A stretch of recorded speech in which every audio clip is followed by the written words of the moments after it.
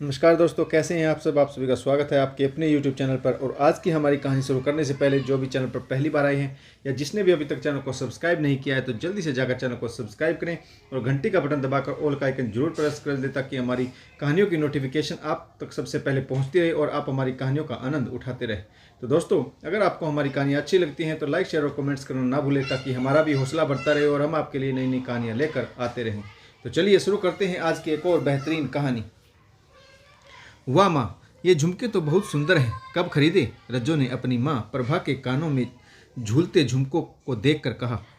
पिछले महीने हमारी शादी की वर्षगांठ थी ना, तभी अपर्णा बहू ने मुझे ये झुमके और तुम्हारे पापा को घड़ी दी थी।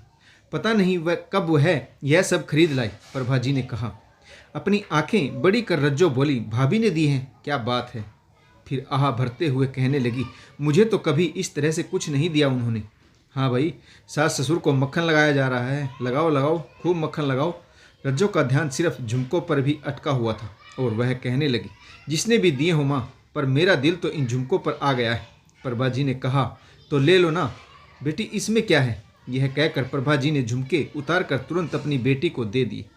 उन्होंने एक बार भी यह नहीं सोचा कि अपर्णा को कैसा लगेगा जब वह जानेगी कि उसके दिए हुए उपहार स्वरूप झुमके उसकी सास ने अपनी बेटी को दे दिए। प्रभा जी के देने भर की देरी थी कि रज्जो ने झट से वे झुमके अपने कानों में डाल लिए और फिर बनावटी मुंह बनाकर कहने लगी, मन नहीं है तो ले लो माँ, नहीं तो फिर मेरे पीठ पीछे घर वाले खासकर पापा कहेंगे कि रज्जो जब भी आती है कुछ ना कुछ लेकर ही जाती है।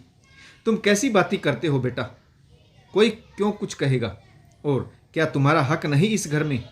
तुम्हें पसंद है तो रख लो, इसमें क्या है, तुम पहनो या मैं पहनूं, बात तो बराबर है। सच में माँ? ओहो माँ, आप कितनी अच्छी हो। रज्जो को जो पसंद आया उसे रख लिया। यह कभी ना सोचा कि वह चीज़ किसी के लिए कितनी मायने रखती होगी। कितने प्यार से और किस तरह से पैसे जोड़कर अपर्णा ने अपनी सास के लिए वे झुमके खरीदे थे, पर प्रभा ने बिना सोचे समझे उठाकर झुमके अपनी बेटी को दे दिए। अरे यह तो वह कह सकती थी, यह झुमके तुम्हारी भाभी ने बड़े शौक से मुझे खरीद कर दिए, मैं तुम्हारे लिए और बनवा दूंगी। लेकिन नहीं, उन्होंने कभी बेटी के आगे बहू की भावनाएं समझी ही नहीं, जो अब समझेंगी। फिर रज्जो शिकायती अंदाज में बोली, वैसे मुझे आपसे एक शिकायत है। वैसे यह शिकायत मुझे नहीं बल्कि आपके जमाई को है। वो कह रहे थे कि आपने वादा किया था उन्हें ब्रेसलेट देने का, जो अब तक नहीं दिया। ओहो हाँ, याद आया, पर अभी पैसे की थोड़ी तंगी है बेटी। तुझे तो पता है कि तेरे पापा को कितनी कम पेंशन मिलती है। घर तो अपर्णा बहू और मानव की कमाई से ही चलता है, अपनी मजबूरी बताते हुए प्रभा ने कहा। वह सब मुझे नहीं पता माँ, वह आप जानो और आपके जमाई, बीच में मुझे मत घसीटो। झुमके अपने पर्स में सहेजते हुए रज्जो ने कहा और चलती बनी। बहू के दिए झुमके तुमने रज्जो को दे दिए? हैरत से भरत जी ने अपनी पत्नी प्रभा से पूछा। हाँ, उसे पसंद आ गए तो दे दिए, बस इतना ही कहा प्रभा ने और वहाँ से जाने लगी। वह जानती थी कि अब भरत जी चुप नहीं रहने वाले। भरत जी बोले, क्या कहा तुमने? उसे पसंद आ गए? हमारे घर की ऐसी कौन सी चीज़ है जो रज्जो को पसंद नहीं आती? बोलो, जब भी आती है कुछ ना कुछ उठा कर ले जाती है, जरा भी शर्म नहीं है उसे। उस दिन आई तो बहू का परस जो उसकी दोस्त ने उसे दिया था उसे उठा कर ले गई। कोई कुछ नहीं कहता तो इसका मतलब यह नहीं कि वह अपनी मनमर्जी करेगी। यह सुनकर प्रभा जी तिलमिला उठी। अपने पति की बातों का जवाब देते हुए बोली, ऐसा कौन सी जायदाद उठा कर ले गई है वह, जो तुम इतना सुना रहे हो मुझे? एक जोड़ी झुमके ही तो ले गई है ना। ना जाने क्यों रज्जो हमेशा तुम्हारी आंखों में खटकती रहती। भरत जी भी चुप नहीं रहे और कहने लगे, किसने मना किया है तुम्हें जायदाद देने से? दे दो ना जो देना है, पर किसी का प्यार से दिया हुआ उपहार यूं ही किसी और को देना क्या सही है? अगर बहू ऐसा करती तो तुम्हें कैसा लगता? कितने अरमानों से वह तुम्हारे लिए झुमके खरीद कर लाई थी और तुमने एक मिनट भी नहीं लगाया झुमके किसी और को देने में। किसी को नहीं, अपनी बेटी को दिए हैं, समझे? बड़े आए बहू के चमचे। अरे तुम्हारी बेटी तुम्हारी ममता का फ़ायदा उठा रही है और कुछ नहीं। किस बात की कमी है उसे? हमारे बेटे बहू से ज़्यादा कमाते हैं वह दोनों पति पत्नी। फिर भी क्या कभी उसने अपनी भतीजी को एक खिलौना भी खरीद कर दिया है? नहीं ना, बस लेना जानती है।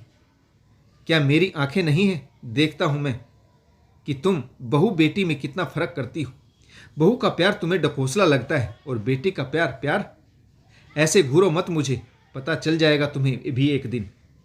कैसे बाप हो तुम जो बेटी की सुख पर भी नजर लगाते रहते हो। पता नहीं क्या बिगाड़ा है रज्जो ने आपका, जो हमेशा वह तुम्हारी आंखों की किरकिरी बनी रहती है। अपनी आंखें लाल करते हुए प्रभा जी ने कहा तो यह सब सुनकर भरत जी चीखे और कहा, ओ कम अकल औरत, रज्जो मेरी आंखों की किरकिरी नहीं बनी है, बल्कि अपर्णा बहू तुम्हें फूटी आंख नहीं सुहाती। पूरा दिन घर में बैठी आराम फरमाती रहती हो, हुक्म चलाती रहती हो। कभी यह नहीं होता कि बहू के कामों में थोड़ा हाथ बटा दो। और तुम्हारी बेटी, वह तो यहाँ आकर अपना हाथ पैर हिलाना ही भूल जाती है। क्या नहीं करती बहू इस घर के लिए। बाहर जाकर कमा कर लाती भी है और अच्छे से घर संभाल भी रही, फिर भी तुम्हें उससे कोई ना कोई शिकायत हमेशा ही रहती। जाने क्यों तुम बेटी बहू से इतना नफरत करती हो। कमा कर लाती है और घर संभालती है तो कौन सा एहसान कर रही है हम पर। घर उसका है तो संभालेगा कौन। अच्छा, तो सिर्फ उसका घर है, तुम्हारा नहीं। बेटी जब भी आती है उसकी खातिरदारी में जुट जाती हो, पर कभी यह नहीं होता कि ऑफिस से थकी हारी आई बहू को एक गिलास पानी भी दे दो।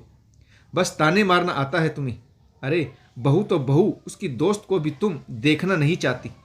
वह बेचारी भी आती है, तुम उसे कुछ ना कुछ सुना ही देती हो।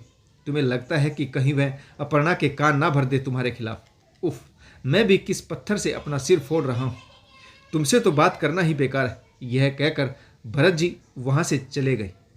सही तो कह रहे थे भरत जी, अपर्णा क्या कुछ नहीं करती इस घर के लिए, पर फिर भी प्रभा को उससे शिकायत ही रहती है। नाते रिश्तेदार हो या पड़ोसी, हर किसी से प्रभा यही कहती फिरती है, भाई हम तो अब बहू के राज में जी रहे हैं, तो मुंह बंद करके ही जीना रहना पड़ेगा, वरना ना जाने कब बहू बेटे हम बूढ़े बुढ़ी को वृद्धाश्रम भेज दें। यह सुनकर अपर्णा अपना चेहरा नीचे कर लेती थी, पर अपने मुंह से एक शब्द भी नहीं बोलती थी। लेकिन उसकी आंखों के बहते आंसू उसके मन के दर्द को जरूर बयां कर देते थे। अपर्णा ने तो आते ही प्रभा को अपनी मां मान लिया था, पर प्रभा तो आज तक उसे पराए घर की लड़की ही समझती रही। अपर्णा जो भी करती प्रभा को वह बनावटी लगता था, और रज्जो का एक बार सिर्फ यह पूछ लेना कि माँ आपकी तबीयत तो ठीक है ना, यह सुनकर प्रभा खुशी से कुप्पा हो जाती। और यदि जमाई ने भी हालचाल पूछ लिया तो फिर प्रभा के पैर ही जमीन पर नहीं पड़ते। उस दिन सिर्फ इतना ही कहा था अपर्णा ने कि माँ ज़्यादा चाय आपके सेहत के लिए नुकसानदायक हो सकती है, और वैसे भी डॉक्टर ने आपको चाय पीने से मना किया है। मैं आपके लिए वुमेन हॉर्लिक्स लाई हूँ, यह पी लीजिए। यह कहकर उसने गिलास प्रभा की ओर बढ़ाया ही था कि प्रभा ने गिलास उसके हाथों से झटक लिया और टेबल पर रखते हुए तमक कर बोली, बहू तुम मुझे ज़्यादा डॉक्टरी का पाठ मत पढ़ाओ, जो मांगा है वही ला कर दो।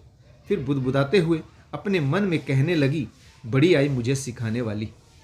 अच्छा बनने का नाटक तो कोई इससे सीखे। अपर्णा की हर बात उसे नाटक सरीकी ही लगती थी। मानव ऑफिस के काम से शहर से बाहर गया हुआ था और अपर्णा भी अपने कजन भाई की शादी में गई हुई थी। मन ही मन अपर्णा यह सोचकर डर रही थी कि सास ससुर को अकेले छोड़कर जा रही हूँ, कहीं पीछे से कुछ। यही सोचकर जाने से पहले उसने अपनी नंद रज्जो को दोनों का ख्याल रखने और दिन में कम से कम एक बार उन्हें देख आने को कहा था। जिस पर भी नंद रानी आग उगलते हुए बोली, आप नहीं कहती न तो भी मैं अपने माँ बाप का ख्याल जरूर रखती।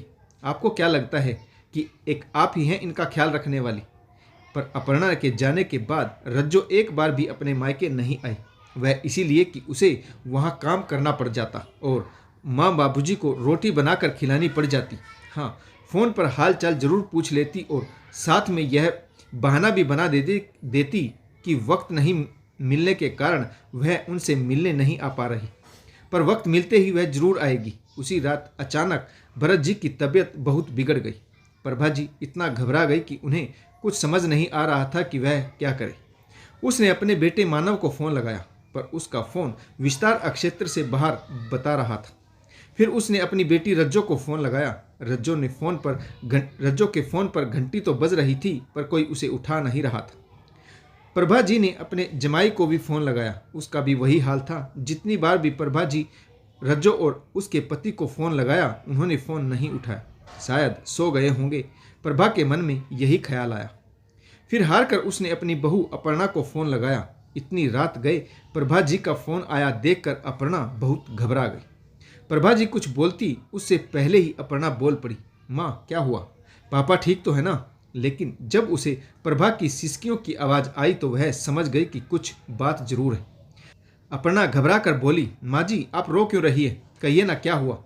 अपने ससुर के बारे में सब जानकर कहने लगी, माँ जी आप घबराइए मत, कुछ नहीं होगा पापा को, मैं कुछ करती हूँ। उसने तुरंत अपनी दोस्त सोना को फ़ोन लगाया और सारी बातों से उसे अवगत कराते हुए कहा कि तुरंत वह पापा को अस्पताल लेकर जाए, जैसे भी हो तुरंत व्यवस्था करे। अपर्णा की जिस दोस्त को प्रभा देखना तक नहीं चाहती थी और उसे बंगालन बंगालन कहकर बुलाती थी, आज उसी की बदौलत भरत जी की जान बचाई, वरना पता नहीं क्या हो जाता। डॉक्टर का कहना था कि मेजर अटैक था, अगर थोड़ी देर और हो जाती मरीज को लाने में तो वह इन्हें बचा नहीं पाते। तब तक अपर्णा और मानव भी आ चुके थे। फिर कुछ देर बाद रज्जो भी हॉस्पिटल आ गई थी। बेटे बहू को देखकर बिलख बिलख कर रो पड़ी प्रभा जी और कहने लगी, आज अगर सोना ना होती तो शायद तुम्हारे पापा जिंदा ना होते। अपर्णा के भी आंसू रुक नहीं रहे थे। उसने अपनी सास को ढांढस बंधाया और अपनी दोस्त को तहदिल से धन्यवाद दिया कि उसकी वजह से आज उसके ससुर जी की जान बच पाई। अपनी भाभी को माँ के करीब देखकर रज्जो भी मगरमच्छ के आंसू बहाते हुए कहने लगी, माँ मैं तो मर ही जाती अगर पापा को कुछ हो जाता। इतनी खराब हूँ मैं जो आपकी कॉल नहीं देख पाई। वह तो सुबह आपकी मिस कॉल देखकर वापस आपको फ़ोन लगाया तो पता चला, वरना यहाँ तो कोई कुछ बताता भी नहीं। यह कहकर रज्जो अपर्णा की तरफ घूरने लगी। तभी रज्जो का 7 वर्ष का बेटा बोल पड़ा, मम्मी आप झूठ क्यों बोल रही हैं? नानी मम्मी झूठ बोल रही है, जब आपका फ़ोन आया था तो हम टीवी पर बाहुबली फिल्म देख रहे थे। मम्मी यह कहकर फ़ोन नहीं उठा रही थी कि पता नहीं कौन मर गया जो इतनी रात को हमें परेशान कर रहा है। पापा ने कहा था कि फ़ोन उठा लो, पर माँ ने फ़ोन नहीं उठाया और फिल्म देखती रही। यह सुनकर तो सभी हैरान हो गए। सच्चाई खुलने से रज्जो की तो सिट्टी पिट्टी गुम हो गई। उसे लगा जैसे उसे करंट लग गया हो। अपने बेटे को एक थप्पड़ लगाते हुए रज्जो बोली, पागल कहीं का, कुछ भी बकवास करता रहता है। फिर हकलाते हुए कहने लगी, अरे वह तो किसी और का फ़ोन आ रहा था, मैंने उसके लिए कहा था। दांत निपोरते हुए आगे बोली, देखो ना माँ कुछ भी नहीं बोलता है, कुछ भी बोलता रहता है, बच्चा है ना इसीलिए। प्रभा जी को अपने कानों पर विश्वास नहीं हो रहा था। कहने लगी, इसका मतलब तुम उस वक्त जागी हुई थी और तुम्हारा फ़ोन भी तुम्हारे आसपास ही था। तुमने एक बार भी यह नहीं सोचा कि इतनी रात को तुम्हारी माँ किसी कारणवश ही तुम्हें फ़ोन कर रही होगी। बेटी अच्छा सिला दिया तूने मेरे लाड प्यार और विश्वास का। आज मेरा सुहाग उजड़ गया होता अगर सोना ना होती। जिस बहू के प्यार को मैं ढकोसला और बनावटी समझती रही, आज पता चल गया कि वह असल में प्यार ही था, तो आज भी मैं इस भ्रम में जीती रहती। अगर तुम्हारा बेटा सच्चाई ना बताता तो। अपने हाथों से सोने का अंडा देने वाली मुर्गी निकलते देख रज्जो कहने लगी, नहीं नहीं माँ आप गलत समझ रही। प्रभा जी ने कहा, गलत समझ रही थी, पर अब मेरी आंखों पर से पर्दा हट चुका है। सही कहते थे तुम्हारे पापा कि तुम मेरी ममता का सिर्फ फ़ायदा उठा रही हो, कोई मोह नहीं है तुम्हारे दिल में। यह कहकर प्रभा जी ने अपना चेहरा दूसरी तरफ फेर लिया और अपनी बहू अपर्णा से बोली, चलो बहू देखे तुम्हारे पापा को कुछ और चाहिए तो नहीं। रज्जो माँ माँ करती रही, पर प्रभा जी ने पलटकर एक बार भी नहीं देखा। अब उसका मोह अपनी बेटी से टूट चुका था। तो दोस्तों आपको यह कहानी कैसी लगी कमेंट्स करके जरूर बताएगा। अगर आपको हमारी कहानियाँ पसंद आती हैं तो लाइक शेयर और कमेंट्स करना ना भूलें, ताकि हमारा भी हौसला बढ़ता रहे। तो कहानी पढ़ने के लिए आप सभी का बहुत बहुत धन्यवाद। जय हिंद, वंदे मातरम, भारत माता की जय, जय जवान और जय किसान।